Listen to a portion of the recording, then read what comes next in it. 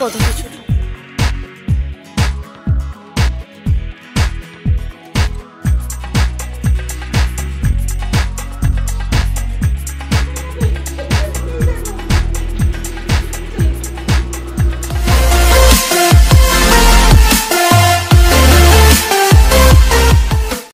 Good morning, সুপ্রভাত বন্ধুরা, কেমন আছো তোমরা সকলে? আশা করো খুব ভালো আছো, সুস্থ আছো। আমি রিঙ্কু চলে এসেছি তোমাদের সঙ্গে আরও একটা নতুন ব্লগ ভিডিও শেয়ার করতে। আজকে হলো কি বার? শনিবার। আর শনিবারের সকাল এখন কটা বাজে? ও হ্যাঁ, 8:40 বাজে। আমি রান্নাবান্না চাপিয়ে দিয়েছি আর রান্নাঘরটাই আলো দিয়েছে বলে না মুখটা কি সুন্দর পরিষ্কার আসছে, তাই না? তোকে আর আলো ধরতে হবে না, এই দেখো এখানে প্রচুর ধরে ধরে আলো ধরছে, খাইয়া কাজ নেই। আর আমরা আজকে বেড়াতে যাচ্ছি,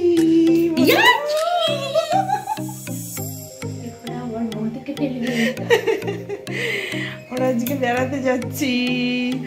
তো চলো, আজকে আমরা সবাই মিলে যাচ্ছি। এখন তো রান্না বান্না করে নিই, সবজিপাতি সমস্ত কিছু কাটা হয়ে গেছে, তোমরা দেখতে থাকো, তুমি মিস করো না। কোথায় যাচ্ছি? এই যে এইখানে আলু আর উচ্ছে আলু ভাজা হবে, তাই আলুটা একটু ভাপিয়ে নিচ্ছি, ভাতটা এখনো চাপাইনি। পটল আলু কাটা হয়ে গেছে, পটল আলুর তরকারি করব, বিট ভাজা করব, উচ্ছে দিয়ে আলু দিয়ে ভাজা করব, অনেক কিছু আজকে রান্না বান্না। দুটো তিনটে হচ্ছে, কিন্তু আবার দুটো আলু ভাজতে হবে রাতের জন্য, রাতের টিফিনের জন্য। আলাচি বাপরে বাপরে, কারেন্টটা নেই বলে রান্না করতে অসুবিধা হচ্ছে। চাপিয়ে দিয়ে ভাবছিলাম শুধু বাসন কটা মাজবো, আমি যে কী করে মাজবো এইভাবে। যাক, চলে এসেছি আমি ওখান থেকে, তাড়াতাড়ি চাকে মোটর চালাচ্ছি। মা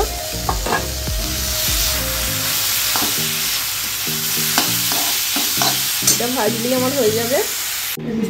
আচ্ছা, ওখানে পড়লো কি করে? আমি কি করে জানবো? আলুর উপরে পড়েছিল না। এগুলো আমার নয়, যেগুলো আমার নয় সেগুলো আমি তো বলে লাভ নেই, ওগুলো আমার নয়। আর এখন ঘড়ির কাটাই বাজে বন্ধুরা 1:24 বাজে। আর মা আসছে, ননদ আসছে, আর একটা আমাদের মামি আসছে, সবাই মিলে যাব ঘুরতে।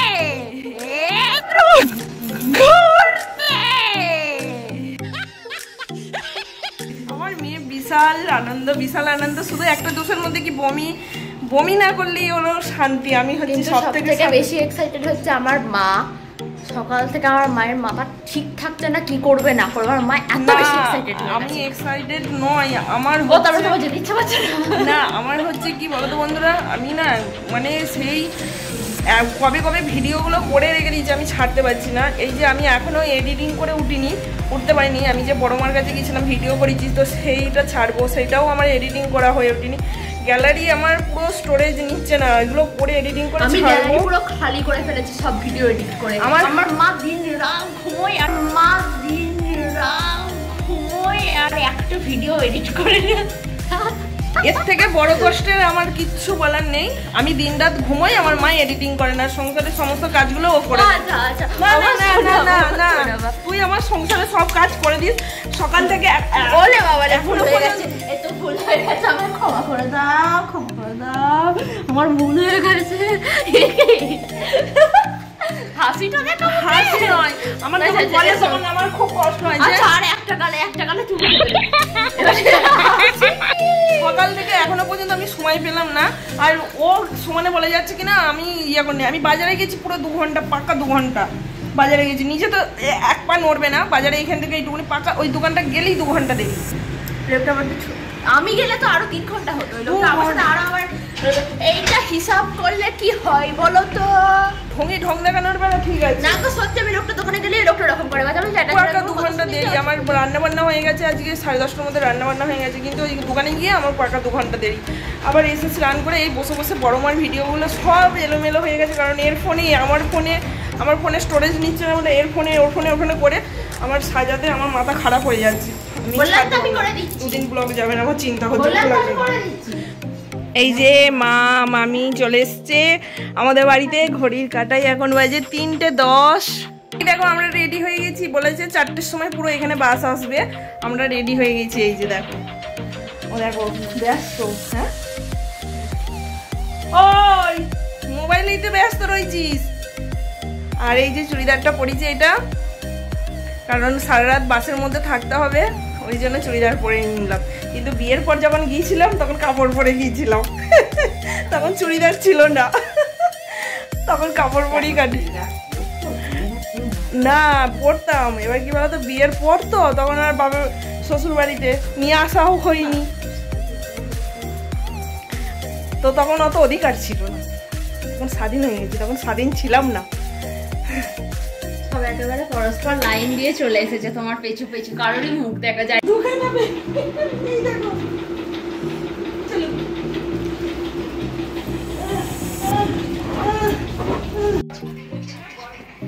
এ তো ভারী ভালো পেয়েছে তো, সেই তো রানীর মতন বলো। দেখো শুয়ে আছে, ঠান্ডা ঠান্ডা পেয়েছে এখানে। কিছু নিয়ে শুনতে হবে, মা বললো তাই আমার খেয়াল নেই যে জল দিতে। হ্যাঁ, জল একবার তুললাম, এই যে ননদ।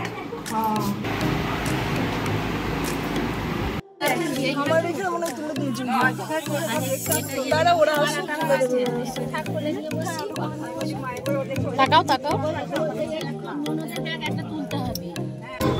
না বলো জয় জগন্নাথ, জয় জগন্নাথ আমরা বলে। এখন বাসটা থামিয়ে দিয়েছে।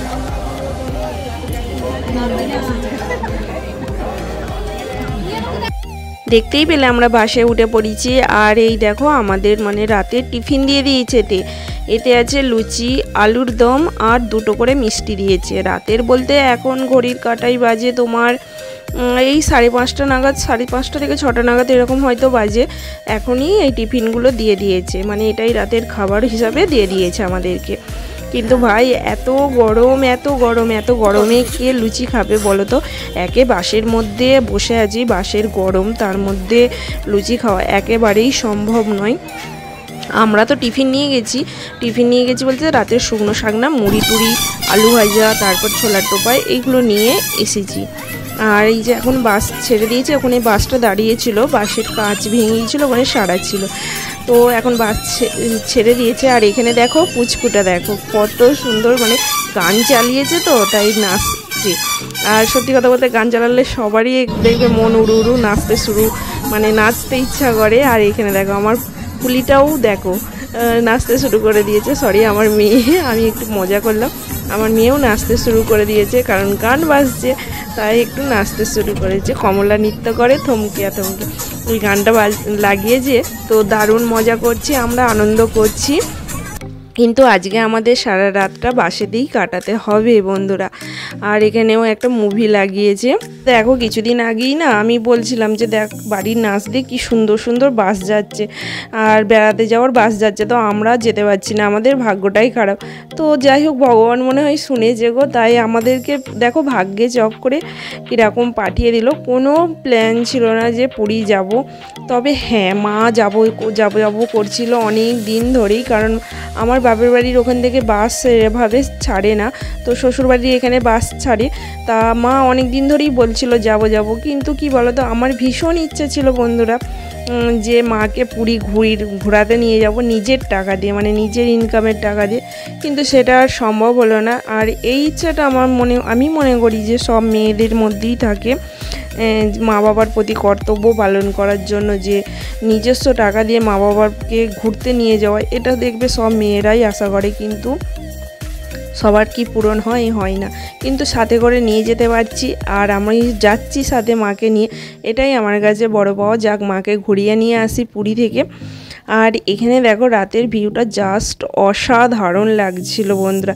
আর যেতে যেতে হাওড়া ব্রিজ দেখলাম, কিন্তু রাত্রিবেলা তো কী করে ক্যামেরা বন্দি করে তোমাদেরকে দেখাই, দিনমানে হলে তোমাদেরকে দেখাতাম না গো। অল্প একটু আধটু মিউজিক দিলাম, মুভির একটু ডায়লগটাও দিলাম, জানি না কপিরাইট আসবে কি না। ইউটিউবের আবার মাঝে মাঝে মাথা খারাপ থাকে জানো তো। বললাম জানো তো, আগে আমি ব্লগ ভিডিও ছেড়েছি, তো সেখানে আমি একটা ভিলেজের মিউজিক দিয়েছিলাম, তো তখন কপিরাইট দিইনি, পরে সেই ভিডিওগুলোতে কপিরাইট দিয়েছে। তাই আমি বলছি যে কখন যে কপিরাইট দিয়ে দেয় বোঝা বড় দায় গো।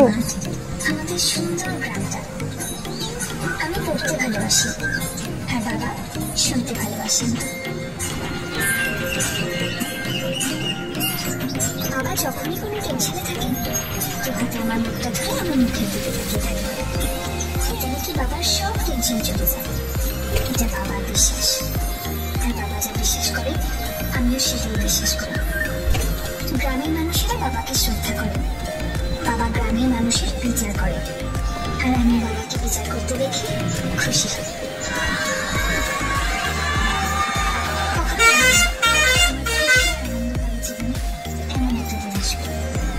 আমার হায়ার সেকেন্ডারি রেজাল্ট বেরোলো। ওকে কেন যেতে করছো? গ্রামের প্রধান হিসেবে তোকে যদি উচ্চশিক্ষার জন্য আমি বাইরে না পাঠাই, তাহলে তো আমাদের গ্রামের কোনো স্কুলে বন্দি বেরোবে না। আর তোকে একবার বাইরে যেতে দেখলে তখন সবাই সাহস করে তাদের মেয়েকেও বাইরে পাঠাবে। তখন আর আমাদের গ্রাম পিছিয়ে থাকবে না, বুঝা? দেখো রাস্তায় বেরোলে তো রাস্তায় জ্যাম থাকবেই। তো এখানে দেখো খানিকটা তো জ্যাম পড়েছেই, তবে হ্যাঁ বেশিক্ষণ দাঁড়াতে হয়নি, কিছুক্ষণ এই 5 মিনিট মতন দাঁড়িয়ে দাঁড়িয়েই এভাবে জ্যাম কেটে গেছে। তো বেশিক্ষণ দাঁড়াতে হয়নি, এটাই ভালো। আর এটা তো রাত্রিবেলা, এখন বাস যাচ্ছে, আমরাও যাচ্ছি বাসের সাথে।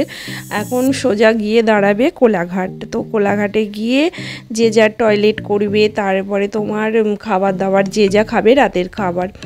আর বললাম না যে লুচিটা দিয়েছে, তো সেটা তো খাইনি গো বন্ধুরা, কারণ হচ্ছে মানে কি বলতো এত গরম লাগছে, তার মধ্যে বাসে দিয়েছে মানে এত জোর সাউন্ড দিয়ে বাস মানে সিনেমাটা দিয়েছে, মানে কি বলো না ঘুমোতে পারছি চোখ বুজে শান্তিতে। আর এমনিতেই ধরো হঠাৎ করে বাসের মধ্যে বসে থাকা সত্যিই খুব কষ্টকর, মানে বহুত দিন পর জার্নি করছি বাসেতে। কারণ মেয়ে যখন ক্লাস 2-3-তে পড়ে তখন আমরা তারাপীঠ গিয়েছিলাম বাসে করে।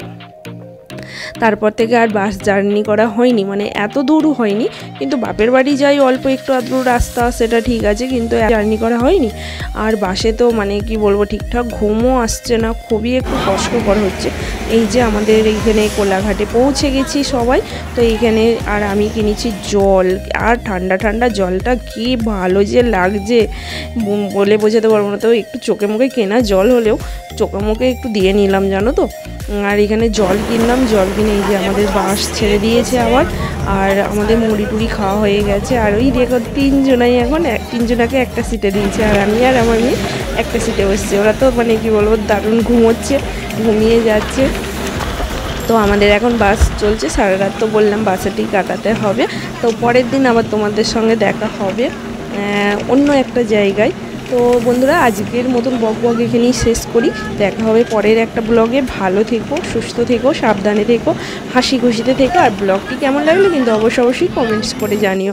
ভালো লাগলে কিন্তু চ্যানেলটিকে সাবস্ক্রাইব করতে ভুলো না, সাবস্ক্রাইব করে দিও, লাইক করে দিও, শেয়ার করে দিও।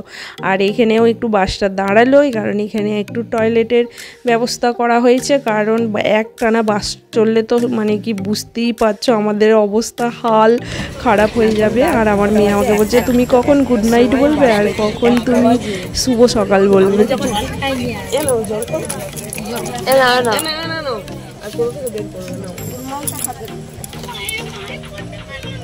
এখন মাছ দাঁড় করিয়েছে করার জন্য সবাই বললো 1 মিনিট পর নন্দনকানন পৌঁছাবে।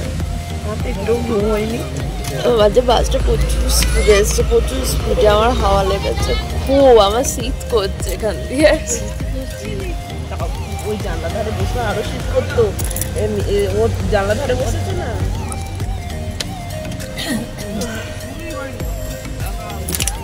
তুমি এবার কখন গুড নাইট বলবে আর কখন গুড মর্নিং বলবে? এটাই কথা, ঘুম তো হয়নি, মাথা যন্ত্রণা হচ্ছে। আমার খুব ভালো ঘুম হয়েছে।